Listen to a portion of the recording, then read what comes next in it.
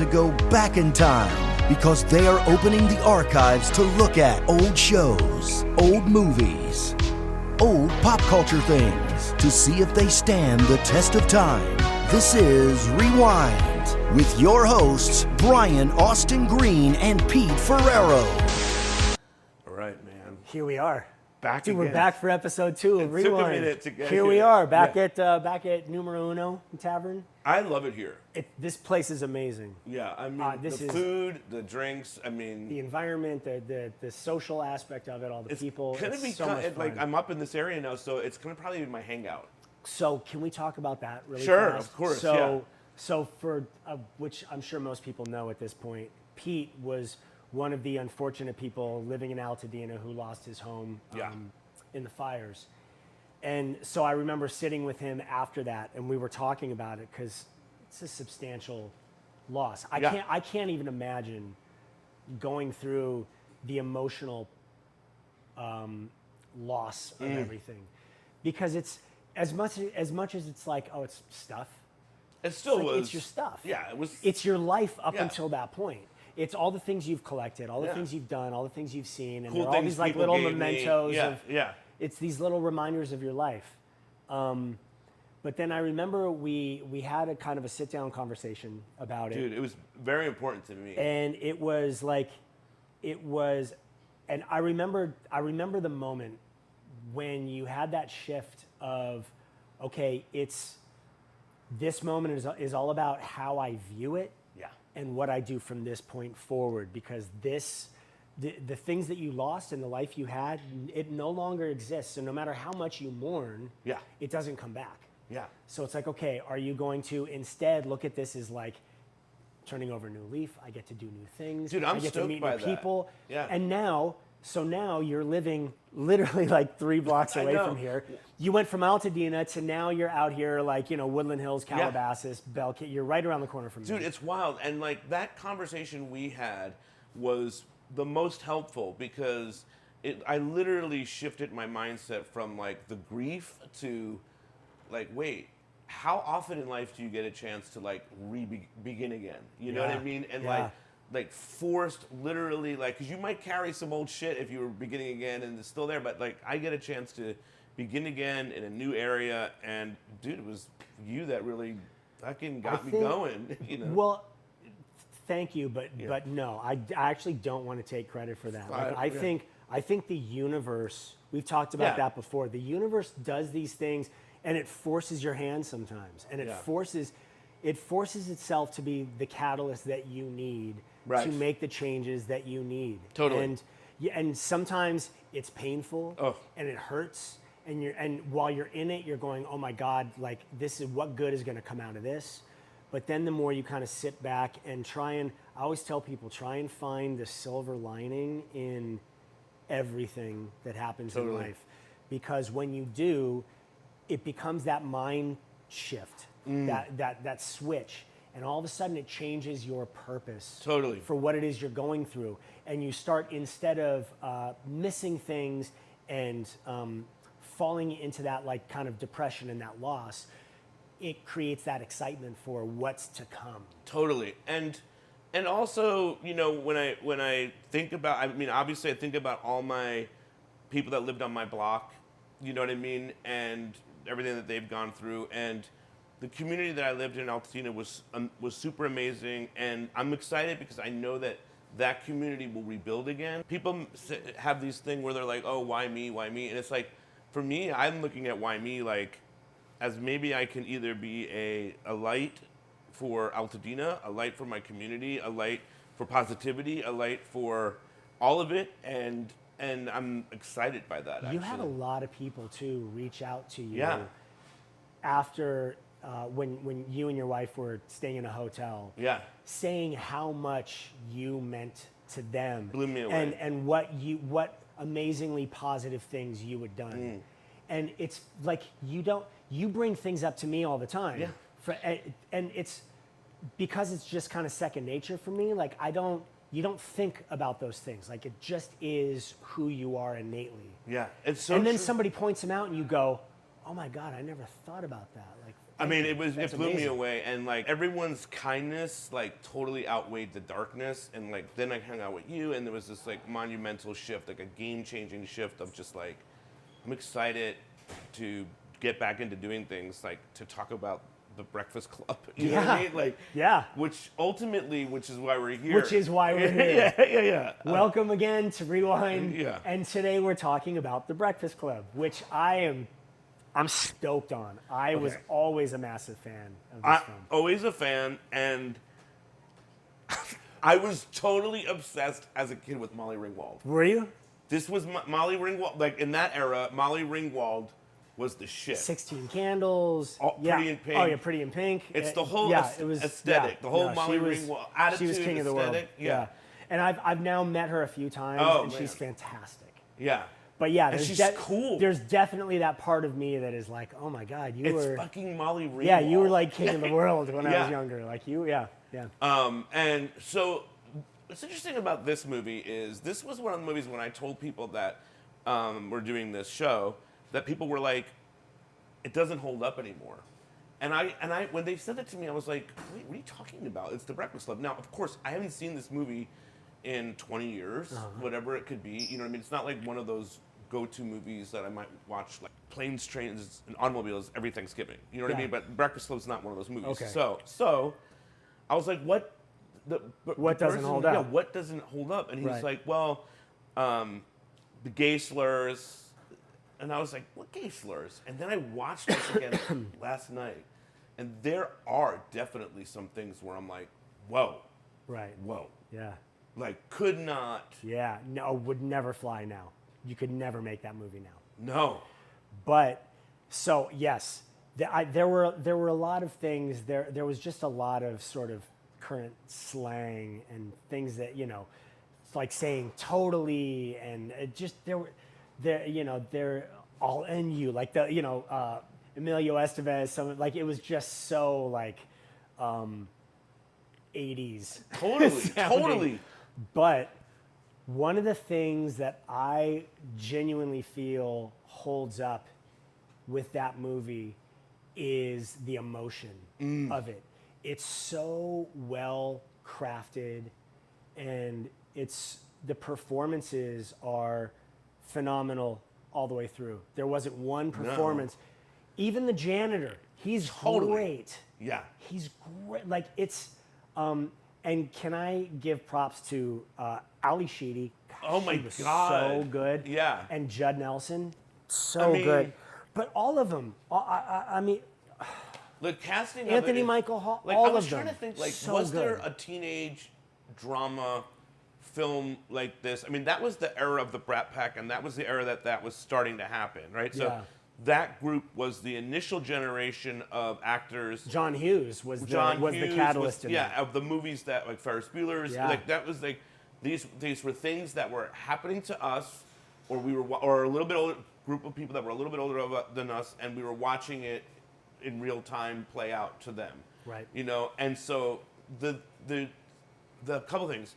When the person said, "Oh, it doesn't hold up," I thought about that, and I was like, "Well, but in a way, it does." Yeah. Because it's indicative. I don't think "hold up" is the right word. Like it's indicative of the time. To say it doesn't hold up is like It's like, what do you mean hold up? Yeah. Like, are you saying that a lot of the dialogue isn't relevant anymore? Because that's absolutely true. Sure. But that doesn't mean that it doesn't hold up as a movie. Exactly. Like there are certain things you watch and you go, oh, it was really cute and funny when I'm younger, but now as a film, it's just a garbage film. This to me is not one of those. There's a scene. There's one. I mean, we'll get into the whole thing, but there's a scene where Judd Nelson is under the table and is like looking at Molly Ringwald's upper skirt. Yeah, upper skirt. And I was like, okay.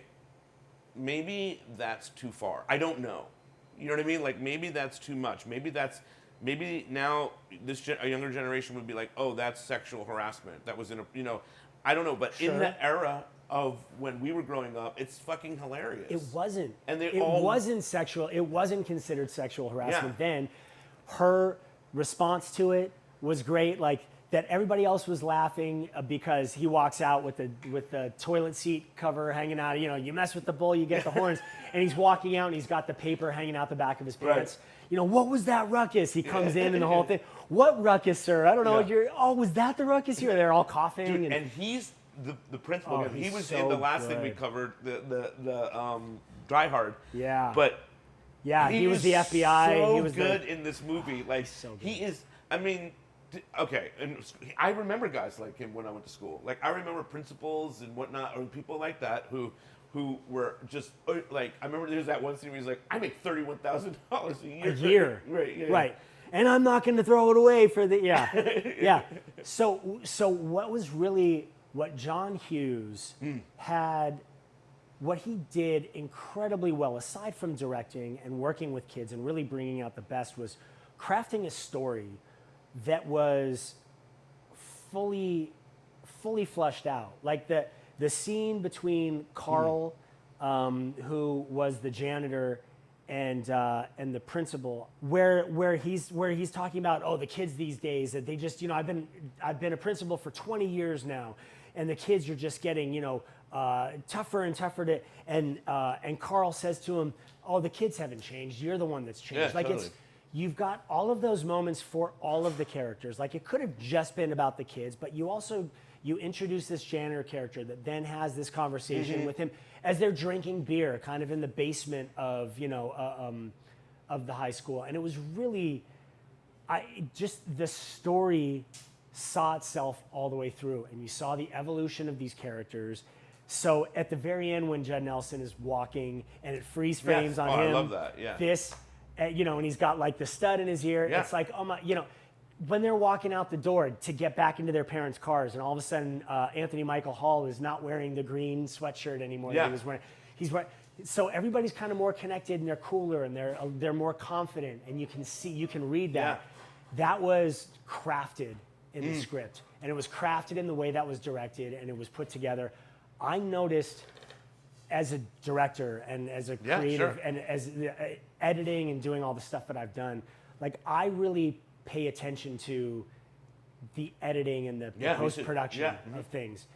And there was such a great way in that film of, he would keep the camera on people that he wanted you to be watching and then cut to everybody else to get their reactions. I noticed that yesterday too. Yeah. So the camera would stay on somebody it doesn't happen anymore. It's like, if somebody has a speech, it's cutting between everybody. Right. It gets to that one of Emilio Estevez, when he's telling the story and the camera is dollying around, and it's it's dollying behind other characters, behind pillars, and it never jumps to another cut. It's literally just one steady. So he's talking and he's getting to an emotional thing, and then all of a sudden it's like gray as you're passing a pillar, and then it comes out.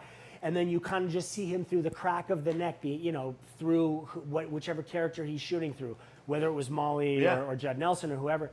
And it was so refreshing to watch, because we now live in an age where things are edited to death. Oh my God! And it's like they're quick cuts of this and this, and and it's moving everywhere. And that was, for the most part, it played in these kind of wide. And the thing that's wild to me about this movie is that it's basically all one location. It's all one location. Like, they're except for the hallways. Yeah, but it's the one and location. The parking lot out front. But basically, the whole movie is in that library. In the library, yeah. Which is like, if you probably pitched that to someone today, and you were like, "We're basically going to stay in the library the whole movie. We'll go to different parts of the library." Like, I'm sure network executives would be like, "Fuck no, we need to go to the gym." Except it's way less expensive to shoot. You have one location. Yeah, but I mean, but the performances were so good that it didn't matter that we were in one location. It didn't. Now, I think it's interesting is, like, you were on 90210. Yeah. And there is, and I do know that from Chuck Rosen, the executive producer of 90210, that when Darren Star made 90210, that Breakfast Club was one of the inspirations. Really? Yeah. Okay. It was movies of that time period of this new generation. Yeah.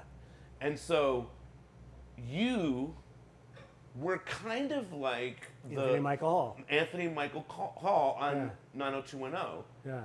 And He was fantastic. you're both so good. I would but never ever put myself at the same Oh, level no, as dude. Anthony Michael Hall. You- Maybe after Oh, okay. like 6 years in, Okay. but not in the beginning.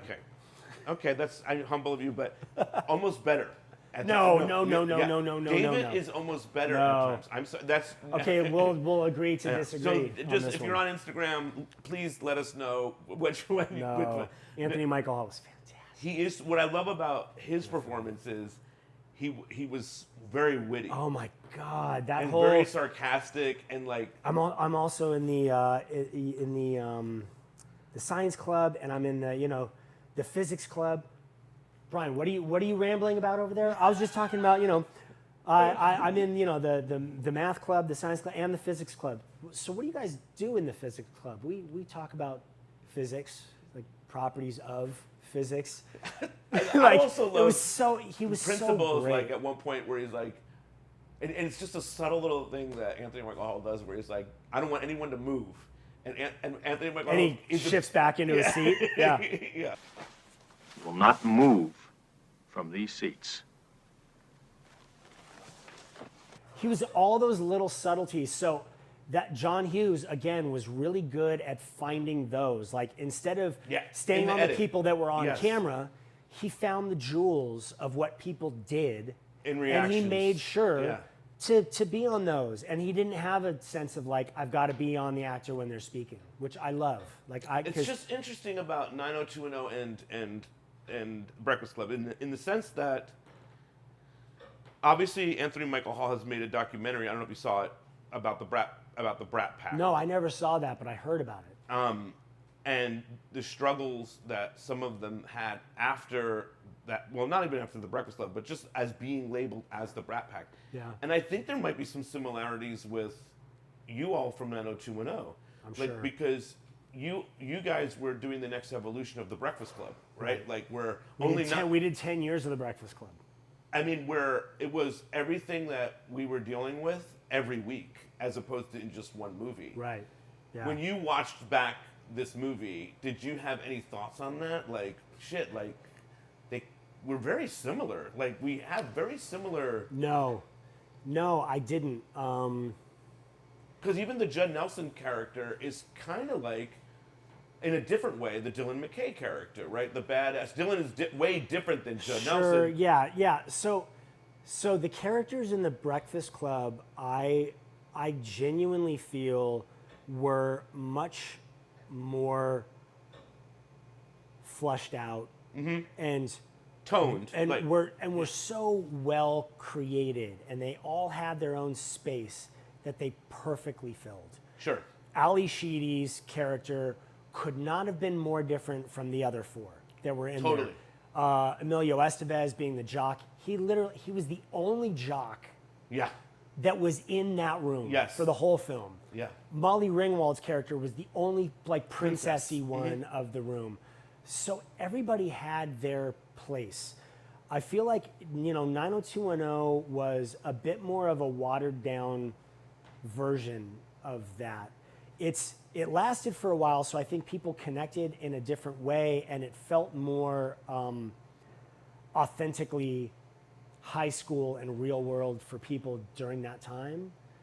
But I think what worked with the Breakfast Club was that it was the exaggeration of these characters. Like Judd Nelson's is like I don't know. Do you know dudes like that? No, I know dudes that have some of those traits. Same. But his character literally had all of them. Yeah. Right. Emilio Estevez's character had all of the jock traits. Yeah. All of them. Yeah.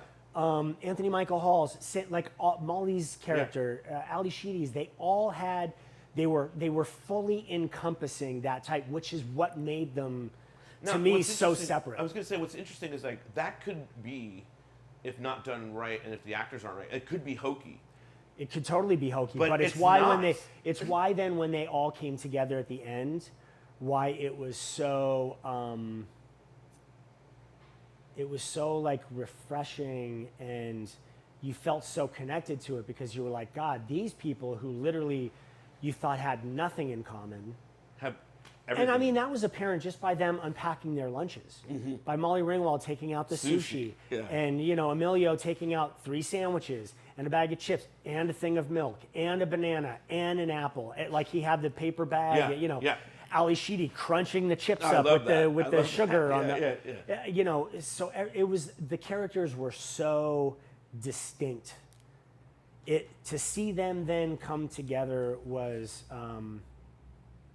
that was just to me that was a fantastic culmination. Like you get to the end and you feel like, God, that was so nice to see the journey of all these characters. To me, the film gets to the best part of the film is after they get Judd's pot. After they smoke weed. Yeah, and they're all Sitting on the balcony. together. To me, that is the heart of the film, and it's interesting because I've watched that scene so many times as a kid, and maybe at times didn't relate to each specific person, you know. But now when I look back at it, I'm like, I relate to all of them.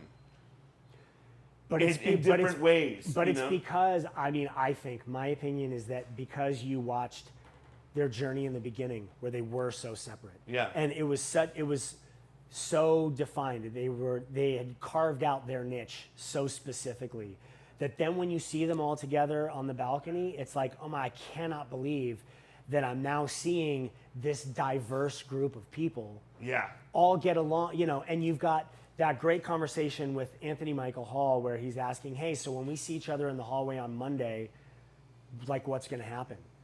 You know, and Molly's saying, like, this is, I'm most likely going to act like I don't know you because my friends won't accept it. Honestly, and like, I was the Anthony Michael Hall character, probably in that era. You Yeah. know what I mean? Yeah. And so was I. I remember being at a sleepover with a kid that I went to high school with, Fred Barberi. He's whatever. I love that you still remember his Yeah, name. and we had a very similar conversation. Fred was also like Anthony Michael Hall at the time, and he at that time wanted to be friends with all those people. And so I remember I remembered that watching the movie last night, that I remember the thing that I attached to so much when they were sitting in that thing was it reminded me of my conversation with this kid Fred.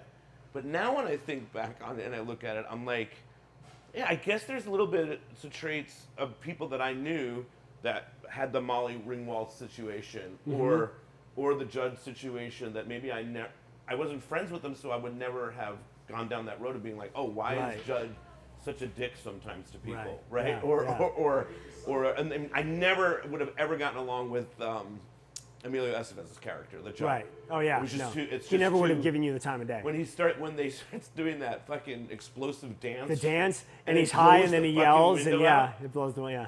I'm like, I don't even know what's happening. The crazy like jock dance where he's like punching the air and like That was one thing where I was like, he's this doing is all the like so footloose moves. fucking 80s. Like I don't even know what it is, and like I was of that era, and I don't know what it means. Right. Like I've never experienced someone doing that. Right. But I do love like the iconic dance stuff. Totally. Dude, And I Molly forgot about Ringwald doing the white man's overbite on like the top of the stairs, the Yeah. landing right there, just And doing then the Judd and like that one, like, and it did the close up on her feet and everything. I was But, like, oh my women god. don't have that in movies anymore.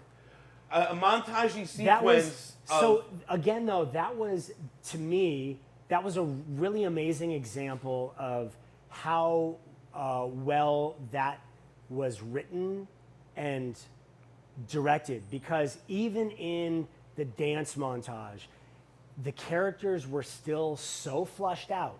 You had Judd Nelson sitting on the top of the statue, headbanging. You had Emilio Estevez doing the crazy jock dance around the top. You had Molly Ringwald doing the white girls over. You had Ali Sheedy doing whatever she was doing, like it was so still those characters and those people. It wasn't like, okay, we're all gonna do a dance montage, and then they were all figuring out like fun dance moves to do together and things like that. Right. They did a couple. They did the thing up on the balcony. I love and that. You know. Yeah. So Choreographed. you slowly see them coming together a little bit, which then that dissolves into them all sitting on the balcony, and you go, I've watched the transformation of them being in their own spaces and doing their own thing to finding a commonality with the music and with the marijuana that they were smoking. Yes. And then becoming this unit where it's like, hey, we're all in this crazy situation together. And then the culmination of them all saying to Anthony Michael Hall, can you write the paper? perfect. Yeah. Was...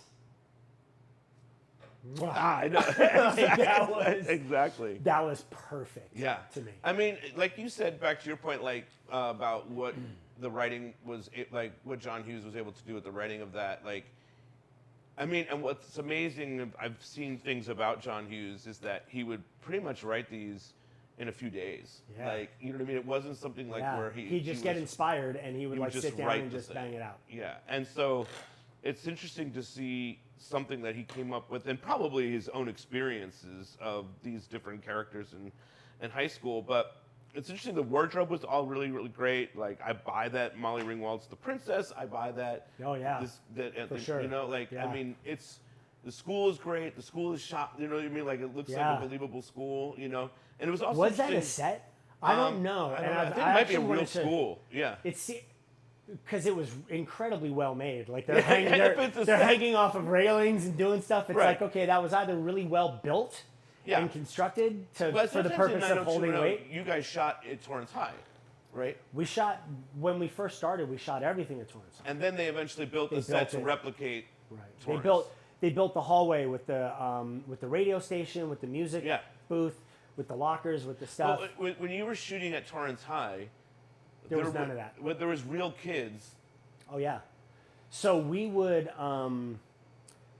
real kids would be in classrooms when we would be shooting outside. Yeah. And then the bell would ring and it would be like time for kids to walk from this class to this one, and they would all congregate on the balconies watching us. So everyone that you saw on camera, that was all background. Like that was all filled in by production. There was not one person that was in the background that was just went to school there. It's interesting though, because like, did it become a juggernaut at some point of your show where they were like, we have to, like, you know, where it was clashing? I think that's why we ended up building the set. I think it got to the point where it was like Torrance High School it's no longer conducive of us being able to shoot because our days have gotten so short.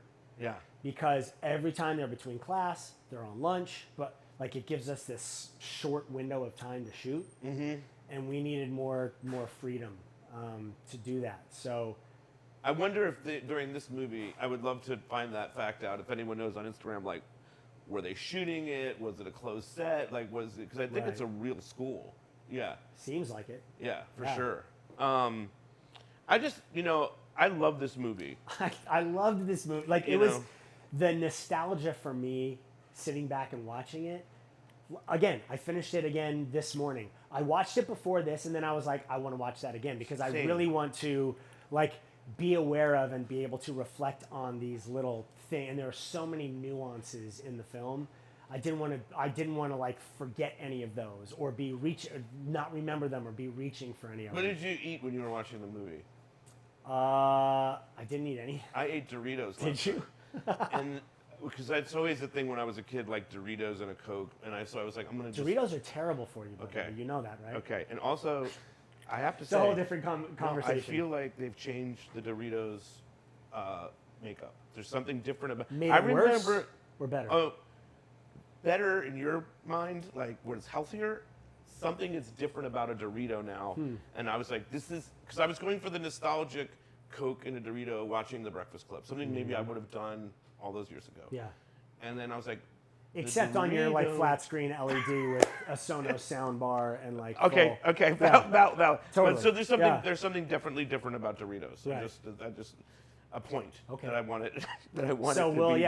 we'll do a whole different Doritos. Well, rewind just if episode. anybody has any information Right. about that, Right, I mean, hit us did up. something change? So Sharna, my fiance, she has this app. I forget the name of it, where you can actually scan a barcode, and it gives you all the dietary information on things, and then it gives you a score. Like, she'll walk through the grocery store and she'll go, "Ooh, ramen noodles," and she'll scan it. Oh, and, I would and it's hate- like, oh, it's only like 5 of 100, like the score of it.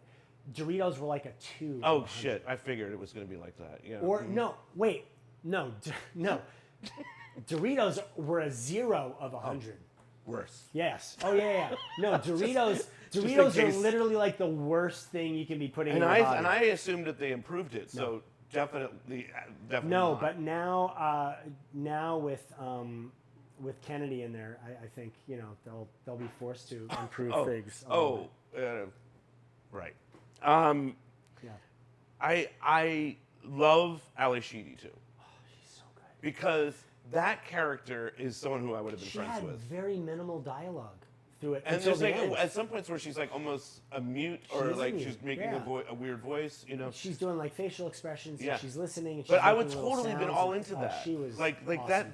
that. The one thing that people noted on Instagram is what they are offended by Ali Sheedy, or is that they don't think a character. It's a valid point. They don't think a character like Ali Sheedy would have let Molly Ringwald put on the makeup and all that stuff, and then present herself, because usually characters like that were anti all of Sure, that. for sure. And so people have noted like she kind of, well, not Ali Sheedy, but the She character was- sells out. So the character was interesting because you get kind of the same effect from when they're all on the balcony, and she says, "You want to know what I did to get in here? Nothing. I just had nothing better to do." I love that. Remember I love that line? I love that. Yeah. You realize like, oh, she is just starving for. And she talked about it with her parents. Like her parents, don't give her any attention. So she literally goes there on Saturdays just to get attention. So then in doing the makeup and the things, that's another way of getting attention. So Sure, okay. It's a very because That's valid. because her character is not emo and not against the system, and she's a loner. Yes. All that, like, dumps out her purse on the thing for everybody to see her problems come out, so then people will want to ask her about it and talk to her about it. Like, that was the whole so she was a very layered and complicated character. And I kind of love that she can pull off both the darker character, and then also look super beautiful when she lets Molly Ringwald make And her up. that moment, her subtle moments were so good. The moment when Emilio Estevez says, "What happened?" after she's all done up, and it's just the two of them together, and she's like, "Why? What do you mean?" Claire did it, and then she just kind of looks away, and then looks back to him to see like what his next reaction is going to be. It was so subtle and so well done. Like you really saw you really saw the humanity of that character, which is, I think sometimes in current television and film, that's lost a bit because people are trying to be so edgy with dialogue and things, and they're trying to be so shocking.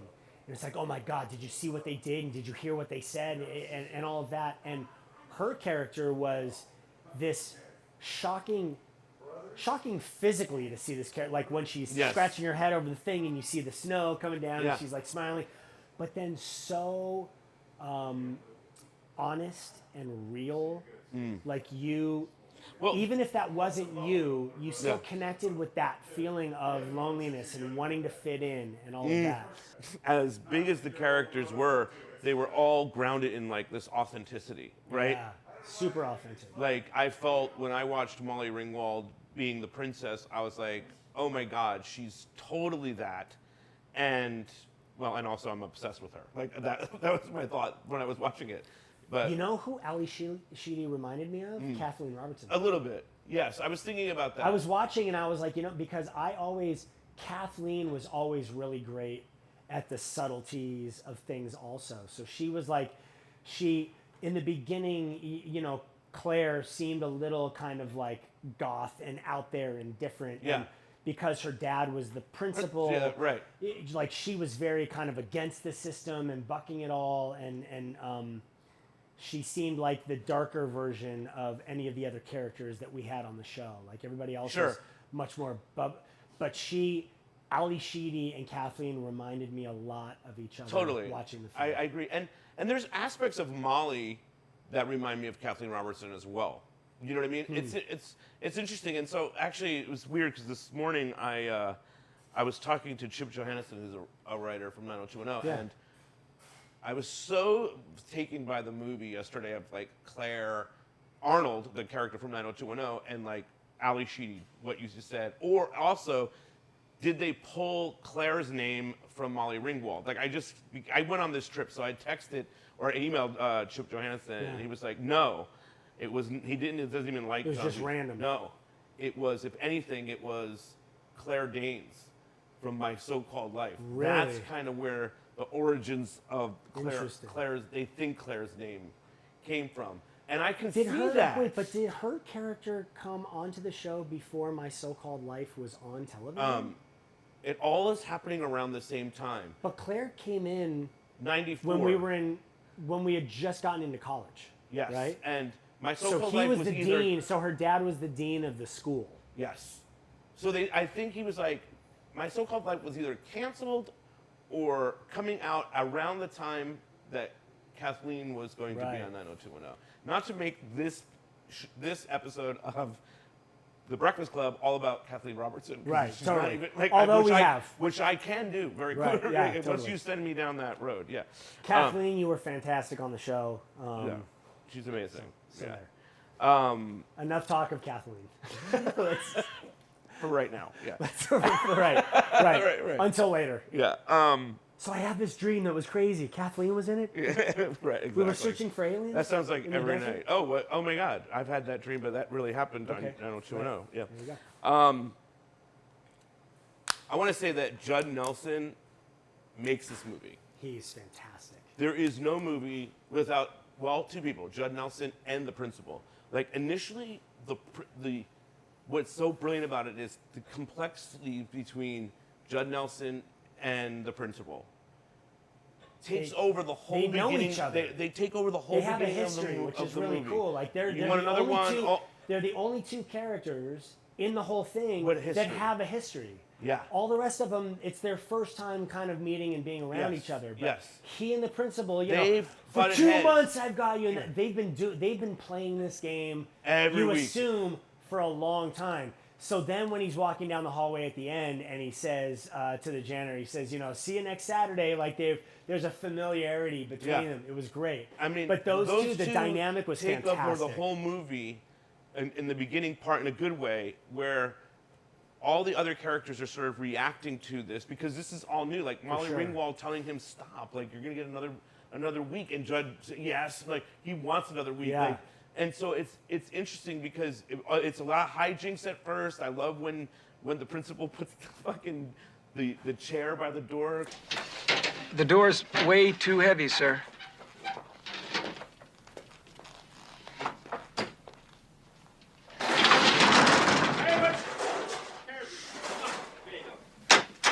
And it slams Slams- closed, I- yeah. I- And then they pull the magazine stand, Yeah. and then all of a sudden it's like, well, Fire. that's a fire risk, and then all of a sudden the principal's like, what are you stupid? Get that out of the door, like. I love all that, and I rewound it. Like Yeah. I rewound that part of like the chair flying and Yeah. the noise that It's so great. He makes great noises, like what the fuck, Yeah, like just yeah. an old school It's guy great. like you don't see anymore.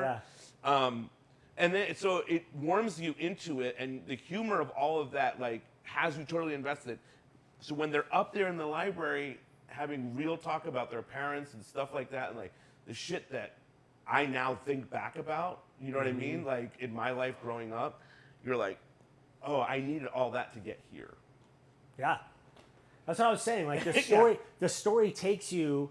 It was so well, again, like just well developed and well thought through. It took you on the full ride from like the kids getting there in the morning, not knowing each other, the silence of sitting in chairs, kind of in your own thing.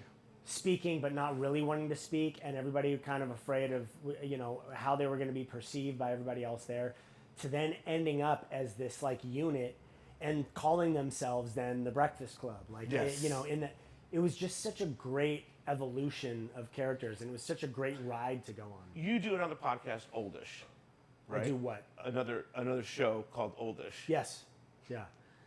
And a lot of it is what our generation dealt with and Who we are now. who we are now. Right.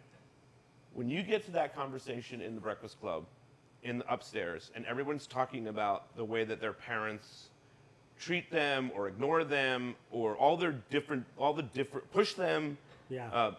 The one character, had a gun, because he was being ridden flare gun. flare gun because of the So studying, great. and then the athlete, That moment though, I love that. Sorry, go ahead. No, you're good. Like, so it's like all of that kind of stuff is very complex, and I looked at it from a different lens when I was watching that, and I was like, this is the kind of stuff we're talking about now, but the characters were talking about then.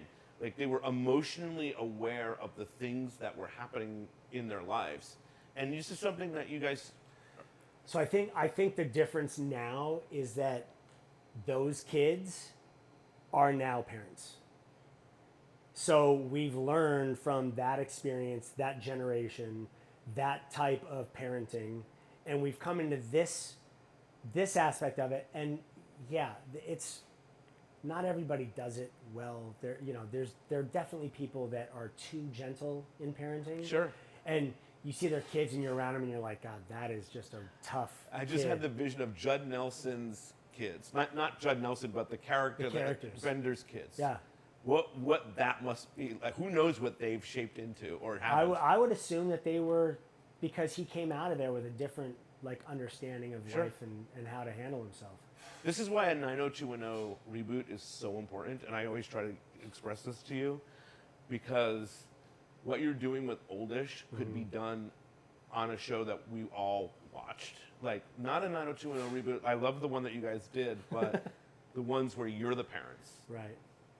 There's no way this is I gonna. don't know how I would feel about that. I'm trying any which way to. I don't know. I was the kid on that show for 10 Yeah, years. but like to see David and Donna's kids and how they're managing the complexities and Right. the ways that things that maybe that they can look back on and be, oh, that was really fucked up, that what David said, or the way Dylan, is Right. dealing with Dylan's gone, right? Yeah. And so it's like the loss of that friend and Brenda through their characters, Yeah. like showing how people have grown up. I think it's it's way more important of a reboot than you've ever thought about.